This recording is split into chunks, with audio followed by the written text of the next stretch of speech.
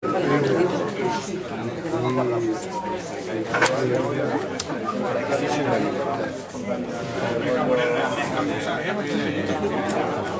manera que nosaltres el que voldríem al programa és portar tot un projecte de política de joventut en un regidor de joventut, que és el que nosaltres portarem al programa. O sigui, nosaltres portarem un regidor de joventut on esta política de joventut sigui un eix transversal, de manera que estigui lligada en la regidoria d'esports, en la regidoria de benestar social, en la regidoria d'educació, tot un eix transversal i que s'ocupi realment dels problemes de la gent jove, que són els que en èpoques de crisi més suporten tota la falta de treball o la falta d'oportunitats o la manca de futur.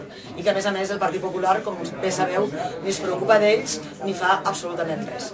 Ni en polítiques d'empleo, ni en polítiques de joventut, ni en polítiques d'absolutament res, ni en polítiques d'educació.